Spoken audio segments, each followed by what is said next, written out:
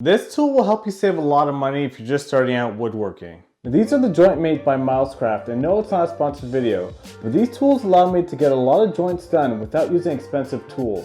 And in this video, I'm going to show you how you can use this tool to join stuff together with dowels to save you a whole bunch of money if you're starting out woodworking. And stay tuned to the end of the video because I'll show you some pros and cons when using the Jointemate. Now, the cost of the tool is $15.99 Canadian or $11.99 USD. Now there's three types of joints you can make with the Jointemate, and the first one is the corner joint. The second is the surface joint. And the third is the edge joint. I'll be starting off by showing you guys how to make the corner joint using the Milescraft Jointemate. To start off with the corner joint, what you want to do is securely fasten down one of your boards to your table. If you don't have a vise, you can do what I'm doing and just clamp it down to your table. With the workpiece clamped, you want to take the Jointemate and flip it upside down, and then pay attention to the three holes. Now the three holes represents the three styles dowels you can put in. There's a 3/8 inch hole, a 1/4 inch hole, and a 5/16 hole. And depending on the thickness of your board, you'll drill the appropriate hole following this chart here. And then adjust your stop collar on your bit to make sure that the dowel has enough room. Then you have to twist your Jointemate to the appropriate hole, and then you start by drilling your holes for your dowels. Now for longer boards, you might have to drill in more than 2. I recommend at least 3 would be good for your holes. And once you have all the holes drilled out, you want to put your dowel inside and then put your Jointemate on top of it to get the thickness of the board.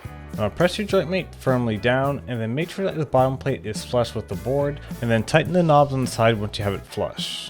Now all you do is just line all the boards together, making sure all the sides are flush together, and then you want to put a dowel inside the hole and then push your Jointemate up to make sure everything is flush together, and then you want to clamp everything down to make sure everything's secured, and then make sure that your drill bit's collar is set so that it does not go through your workpiece. Once everything is done, you can put a dowel inside your board and then push Jointemate all the way up, making sure that this side is perpendicular to the other board, and then drilling in your holes one by one, moving the dowel to each different hole to get a different placement for your Jointemate. Once that's done, you can put in all your dowels and see if all your holes align, and then push your piece together, and you should have your corner joint all done. And once you practice this a bunch, you'll have no difficulty in lining up all the boards.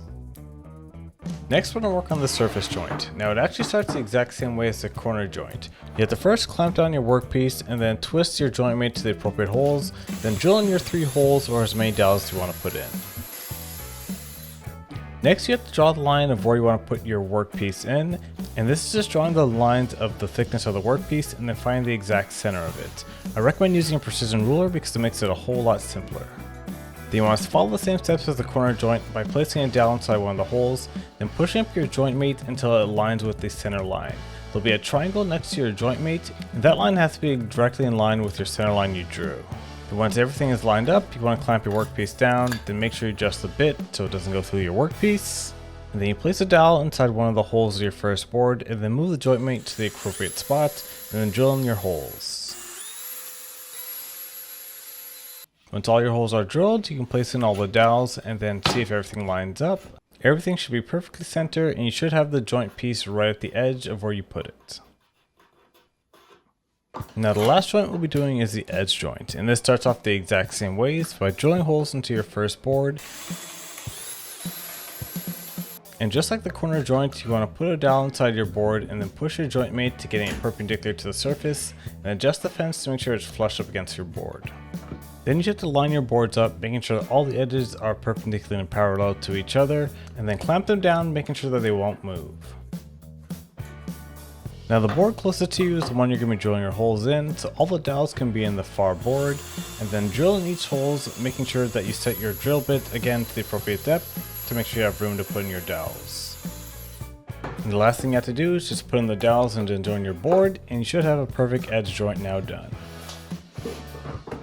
So these tools allow me to make jowl joints for the first time, which with a little bit of practice turned out very well. So if you're just starting out in woodworking and you don't want to spend a lot of money on expensive tools, then I would start off by using these Milescraft jigs, and they'll allow you to start practicing your joint, and then maybe in the future if you want to upgrade, you can. But that's going to do it for this instructional video. Thank you so much for watching, and I'll catch you guys later.